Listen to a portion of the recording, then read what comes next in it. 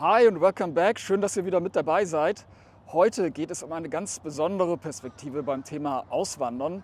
Und zwar stellt euch vor, ihr plant eure Auswanderung, ihr habt Wünsche, ihr habt Träume und jetzt seid ihr in der Lage zu prüfen, geht das denn auch wirklich alles in Erfüllung? Ihr könnt vorspulen, 25 Jahre. Genau das machen wir heute. Wir schauen auf die Auswanderungsgeschichte von Alena, die wird sie gleich mit uns teilen. Und dann schauen wir mal, ob alles so gelaufen ist, wie sie sich das vorgestellt hat.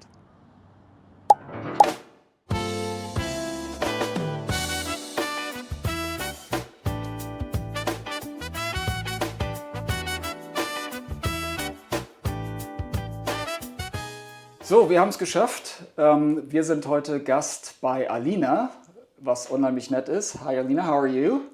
Good. Good? Sehr gut. Sehr gut. Wie heißt du, André? André, genau.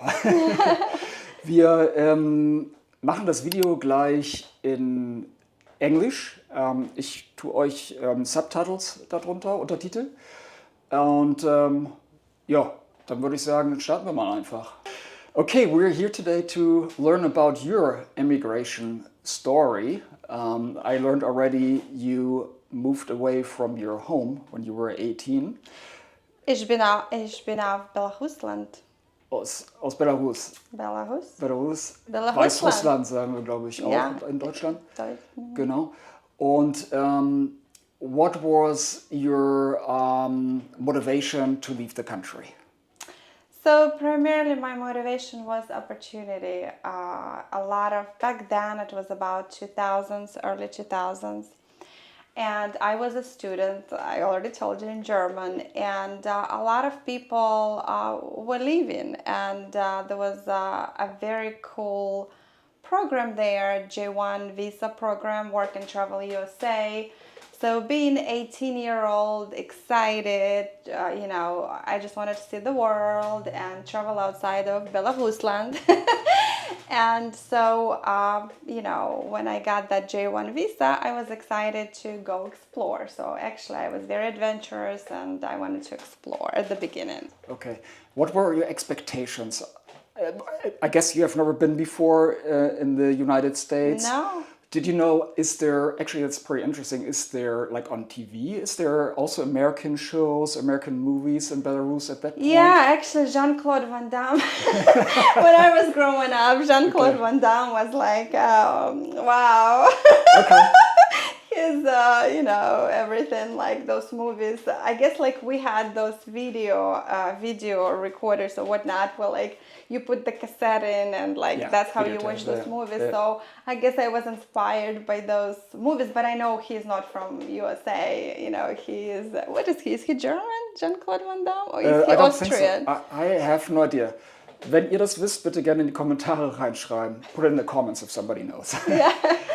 Okay, but it was just like something outside of Belarus, Okay. Other expectations about the United States, how did you imagine it?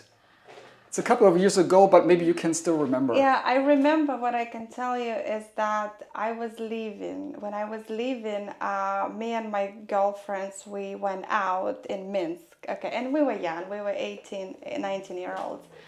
And Bon Jovi we were sitting in a place and there was a song playing by Bon Jovi, It's My Life, yeah. And so on. And I was like, it's a strong song, and that's kind of how I associated US and America with that song. So okay. that's kind of, it's silly, but being young, that age back then, that's kind of, it's my life. So, right, okay. Yeah, that's kind of what I was thinking of America, yeah. And then you got to America. So, got on a plane. And let's pause right there. That was my first time flying. I have never been on an airplane before. Okay. And it was a big Lufthansa. Do you remember your feeling being on that airplane? Yeah, I remember. I was fearless. It was exciting. Yeah. It was tiring. And the dream that I had on that airplane was that I gotta go Lufthansa first class. I have to do it. And did you? No. Not affordable, really, right? Especially you were a student, right? That was my dream. Lufthansa first class. Still a dream. Okay, still a dream. Still a Okay, dream, yeah. Okay, okay. All right, and that airplane flew to where in the US? So Minsk to Frankfurt, and then Frankfurt to New York. So that was your first impression then of the real United States, right? Okay, I saw, okay, here's what my first impression. I saw a Cadillac, a black Cadillac, picking somebody up, and now I'm talking early 2000s. And I was just standing there and thinking, okay, I want to land in New York one day, and a beautiful Cadillac picking me up. Yeah, makes a lot of sense, right? That's the American dream, that's right? my dream. That's part of the American That was dream. my dream. That's what I was thinking that moment when I was standing with the group of people from work and travel program. Yeah, and you have your life ahead of you. You still have. You had then. And, we know what's possible in this country. So, okay. But New York was not your final destination. New York was not my final destination. It was just for one night. So I was set to go to New Hampshire, and there is a beautiful resort called the Balsams, and it's like white gloves, beautiful resort in the mountains. Yep. And this is where you worked then? This is where I worked for about 3 months, and we were like waitresses. I was a waitress in the beautiful dining room area. And there were other positions that people filled to do that 3 months travel, I guess cheaper labor kind of idea for them, and good idea for us because, Did you get to wear the white gloves? Love it. No, but they did allow us. It was very strict, but they did allow us one time. You had only one time. You could pay for dinner for yourself and get to walk into the dining room as a guest instead of a server. At that place, I realized that serving people as a waitress is something that I don't want to do. And at that moment, I realized that I'm going to work very hard at my studying, and I'm going to study very hard as long as it takes, so I don't have to be a waitress. It's kind of like was a moment of like, okay, Alena, you just have to you can do more. That's how I felt. So I started small. There was an opportunity to join one girl to go to St. Pete College in Florida. So my mom kind of knew her mom, and she said, oh, my daughter is going to Florida.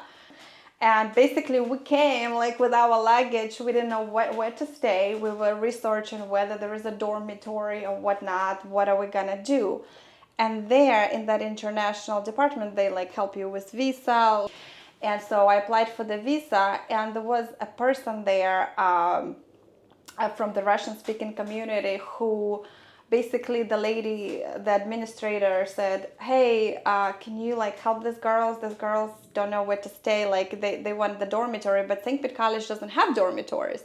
So he said, yeah, I'll help you guys out. I'm going to take you to Eckerd College. Eckerd College is also in St. Pete on the south St. Pete side.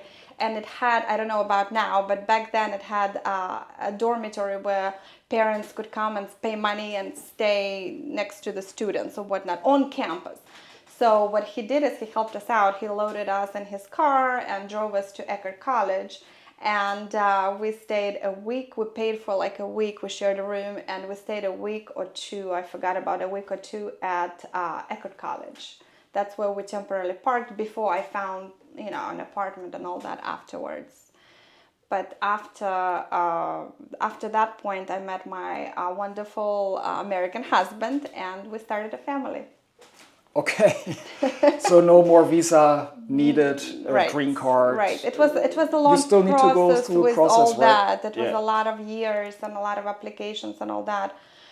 I'm still imagining the situation. There's you just for the 2 suitcases, right? And at this point, it was, all right, I'm going to stay a little bit longer here. Right. I'm just comparing it to other people that say, okay, we're moving to the US, maybe from Germany, right? Immigrants. They have a container coming or a crate or something like that. 20 foot, 40 foot. You had 2 suitcases, right? Yeah, there's no containers, no nothing. It wasn't like, I was 18. At that point, so it was summer, so I probably like turned 19. But it wasn't, I didn't have any containers. No containers of furnitures and clothes and like anything like that. No. Right. So I was choosing between St. Pete College and Eckerd College. But then I talked to my mom, and my mom said, "Okay, you go." But like, I decided, why would I want to, spend all that money at Eckerd College? I'm gonna go to St. Pete College. So like, it was like 2 applications. I applied at both, and I chose St. Pete College, because it was cheaper. Basically, that's why. And how did you pay for that? Or what was the tuition? Do you remember? So the tuition, it was hard because first when you pay for it, it's non-resident tuition. I think they charged me like 5 times more. I was able to pay, but like in a year, you become a resident, even though you're not like U.S. resident. There is like the residence in terms of Florida. So it started sharply to decline in terms of tuition, like I think 1 or 6 months after. So it worked out. But the beginning was very hard. People don't know that in Germany because usually the universities are almost for free. You pay a little bit, but really little, little. Yeah. Couple of $100 maybe a semester, the public ones. So we're talking several $1,000s every semester, right? Yeah. So, and this work and travel, when I work and travel, it was a program that allowed you to work. So for the 3 months at that Balsams, it was good. It was, I was able to save and all that. So, But did I have a plan? Did I know how it's going to work out? How? No. Believe me, no. It was kind of spontaneous, young person just taking a chance. Right. It was just very hard. It was very hard. But I just knew that I had to go to school and I had to study no matter what. And now you're a successful tax lawyer. Yeah. Right? Und I'll switch to German real quick. Vielleicht habt ihr euch schon gefragt, warum sitzt der eine Typ hier im T-Shirt und mein Gegenüber ist so formell gekleidet im Anzug. Das ist der Grund. Alena ist Tax Lawyer. Und vielleicht sprechen wir da jetzt mal drüber. So, you studied a bunch of things, you got a lot of certifications, and I don't know, do you know how many years actually altogether you kind of studied? Because I know it's not that easy to become anything in the tax field in any country, especially not in the US. So first I went to, after St. Pete College, where I got my basic courses, right, I transferred to USF. So St. Pete College and USF together, bachelor's degree, it was about four years, okay? And it took me longer. It took me about, I want to say, 4 years to do my master's. Typically, you can do your master's in a year, right? But I was taking like 1 class or 2 classes at a time. So that would be, let's say, 4 years. So 8 years there, okay? So CPA, bachelor's, CPA, master's in accountancy. And then a little later, in 2020, I decided to go to law school. Okay. And that's a story in itself. But so I got my LLM in tax, which is like a master's degree in law. So JD, Juris Doctors, is basic degree for attorneys. LLM is the level up. Okay, so that took me from 2020 to 2023 at 3 years. So 8 plus 3 is 11. Wow. All right, and now you're serving people that seek support in any tax issues, or is... And so in terms of the German audience, or for that matter, people who are foreigners like me, you break it down between outbound and inbound. So outbound would be U.S. resident, U.S. Citizen, or U.S. tax resident who is, for example, trying to invest in Germany. So that's your outbound. So I can help some international issues, I can help them with. Inbound is, let's say, a German person who lives in Germany but has nothing to do with the U.S., Other than, for example, they have rental property in the States or in Florida, for example, right? So now you have that US connection to US, so you're considered inbound. In other words, like you still have that connection to US taxation. US has your jurisdiction over you in that regard because you have this rental property in the States, and that's called inbound. So I can help those people as well. But Okay. in How a about nutshell. people that are thinking about moving to the US, that live in Germany or let's say Austria right now, and for some reason they need to clarify their tax situation before they even come here? What does it mean for their personal taxes? Can you help with that? Yep, so it's called pre-immigration tax planning. Okay. Pre-immigration tax planning is like a process that you go through that basically you pre-plan. Like you don't come with you don't come with the 2 bags and that's it. You kind of have something to think about. Okay, what happens to my property in Germany? Now is US going to tax me? Am I going to be double taxed? How is that going to go? And you could help with that as well. Yes. Yeah. Okay, also was wir machen werden, ist, wir lassen Elenas Webinformation in der Videobeschreibung, Telefonnummer, auch Telefonnumber as well. People should call you, they don't speak English, right? Yep. English is better, right? Yeah, English Also, is better. sehr gerne dann in Englisch mit ihr Kontakt aufnehmen. I'm sure there's an email address as well, right? Yep, there is an email address. Okay, perfect. Yep. So we'll leave all that. Alles das lassen wir in der Videobeschreibung. Da könnt ihr sehr gerne auch Kontakt zu der Alena aufnehmen. Okay, so let's see. You haven't gotten your first class flight yet, No. but maybe also not a black Cadillac yet in your garage. Exactly. However, you have a really successful career. Yes. You have a family here in the US. So when you take all that together and you think back of those years, you're leaving Belarus, Yeah. just you with the 2 suitcases, and then fast forward to today. What's your conclusion of coming to the US? Would you do it again? Yes, I would do it again. And what I can tell you is that I realized, even though I was young, I realized that I would have to work hard. And I feel that I fulfill that promise to myself that I did work hard, because going through all that school with the English, my English, which wasn't perfect, working on myself and consistently up until this day, I train myself to improve. It's hard work. It's not easy, and I don't think everybody can do it. But I definitely, I think I have a good conclusion. Any other tips that you could give to people that are maybe they're 18, maybe they're 20, maybe they're 30, maybe they're 50, that sit right now back in Germany, Austria? Any tips you could share? Yep.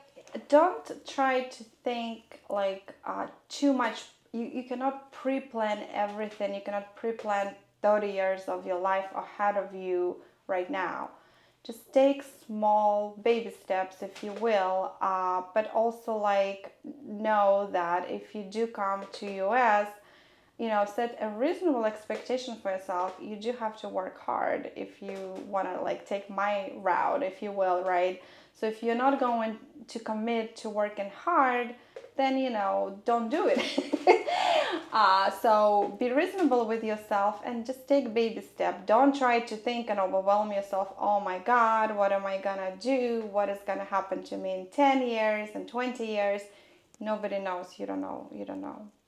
Okay, thank you. You're welcome. Yeah. And you gotta trust in yourself, right? And then also take a little bit of a risk. Yes, right? you do have to take a little bit of a risk, and it's just how it goes. I'm not saying go do something radical, right? But like, yeah, if you come to the States and you have to work hard. That's kind of how that's if I were to come to Germany, for example, instead of the States, right?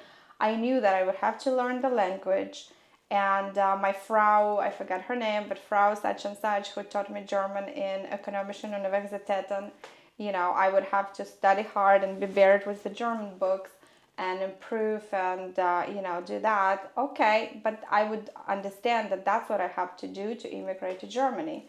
That's kind of how it goes, yeah. And the same here, Yeah. right? Okay. Yeah.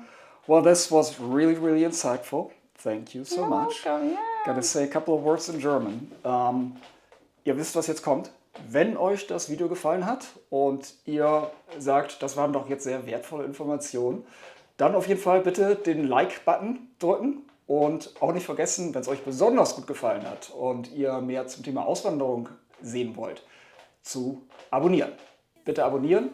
Und ich sage danke, Lena. Thank you so much. Dankeschön. Thank you so much. Yay. And I'll see you guys in the next video. Bis zum nächsten Mal. Ciao. Let the path